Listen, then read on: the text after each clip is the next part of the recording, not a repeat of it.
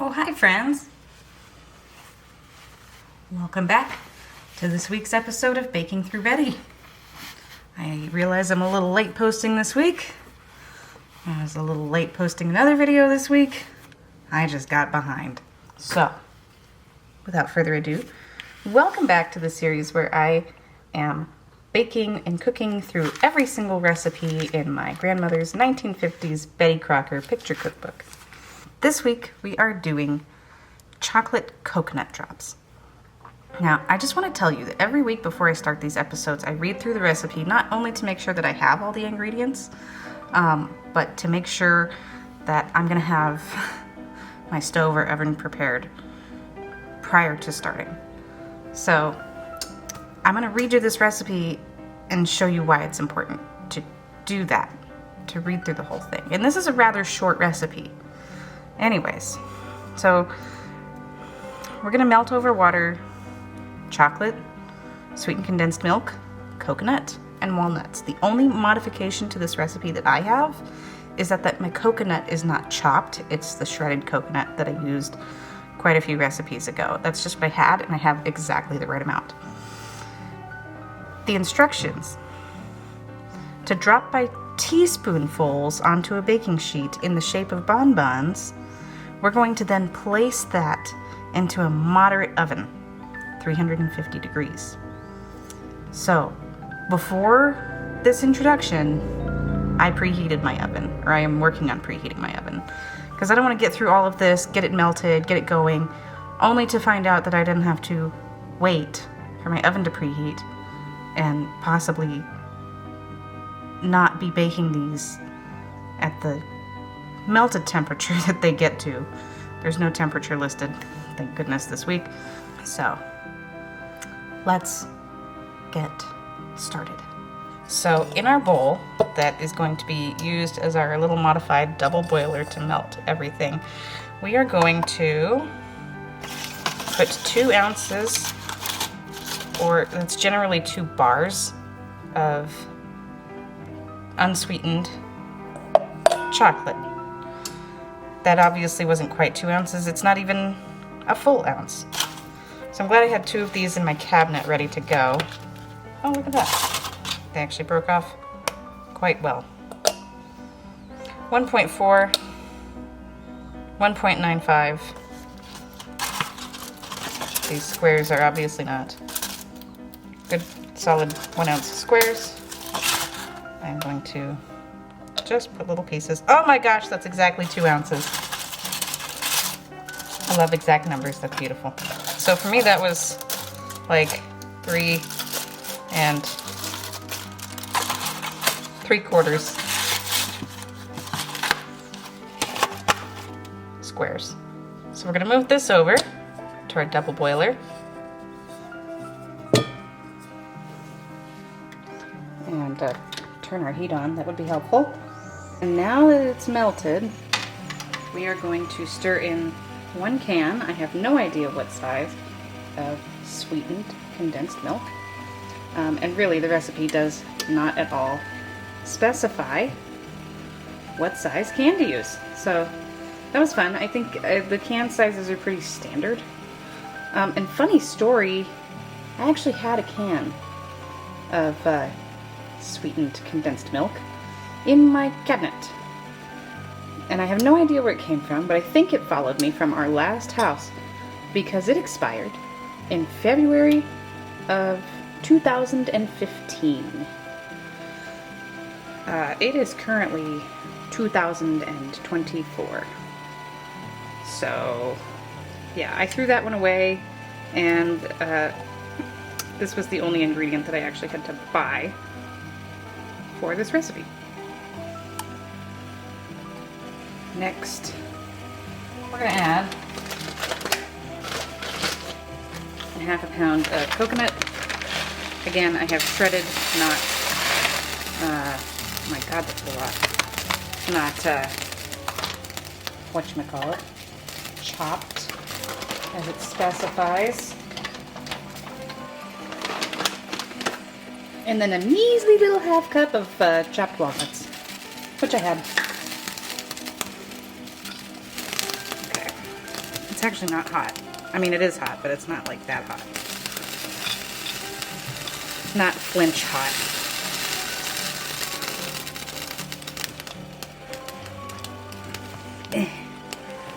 Okay. And you're supposed to drop these onto the baking sheet by the teaspoonful. So this is a lot. This is gonna make a lot of this. And to my lovely friends in the comments, can you tell me why coconut was so popular in the 50s? Was it cheap? Readily accessible? Because, like, a lot of people I talk to are not fans of coconut treats. Yet I find that so far in this book there tends to be quite a number of treats with coconut in them. Teaspoon, teaspoon. Who's got a teaspoon? Here it is. This is a teaspoon for size reference. It's my tiny child-sized hands. Cool.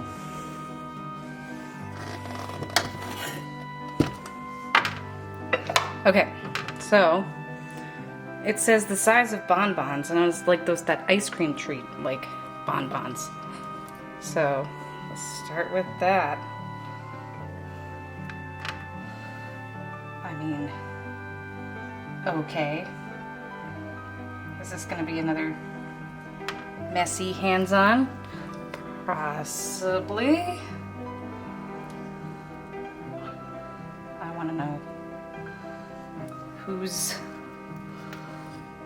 got the baking sheet big enough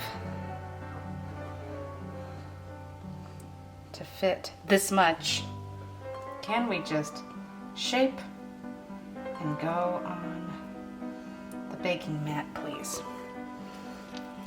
These aren't going to spread, so like there's no reason to spread, to, you know, place them so far apart like what I'm doing here.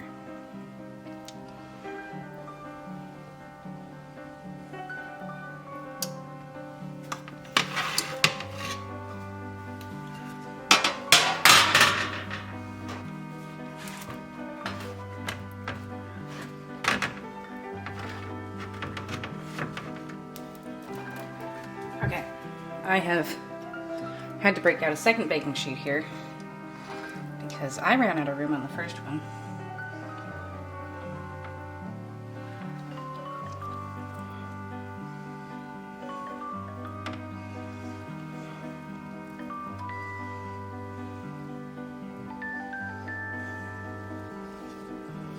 Oh my God, we're almost finished with the bowl. It's magical. So here's where the magic is going to happen.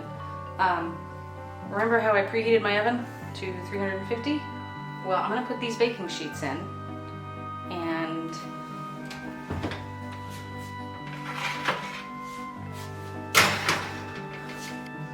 I'm going to shut that, and then we are going to turn our oven off. It's 11:11. Very cool. Then we're going to start a timer for 15 to 20 minutes because I have two pans in there. Whoa there. I'm going to do the full 20. And we're going to let that oven cool down. And the look you're going for is kind of when the chocolate gets a glazed look on it. So now we're just going to sit and watch them bake or cook or whatever, and probably melt into oblivion because chocolate.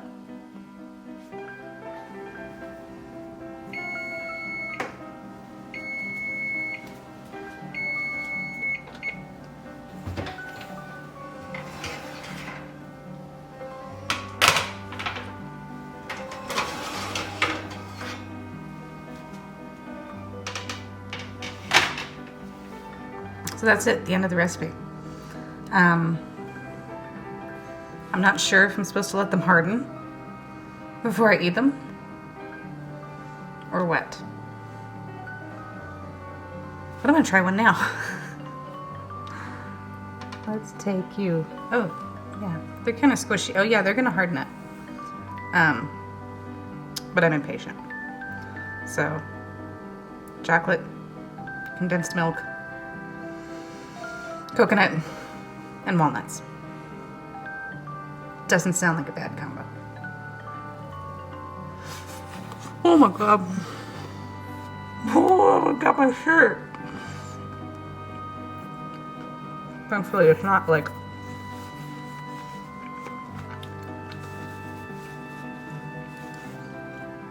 super melty. There was a piece of coconut in there still. Oh, they're hot.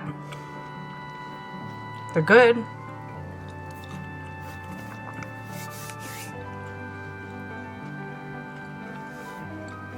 Yeah. I'm down with that. I'm gonna let them harden. Try again in a second. Okay, they're cooled down now. Let's give them a try. Much harder, not soft, crunchy. Surprisingly soft in the center. I'm happy with this, if you couldn't tell. Yep, time for some B-roll action. See you guys in the next video. Bye.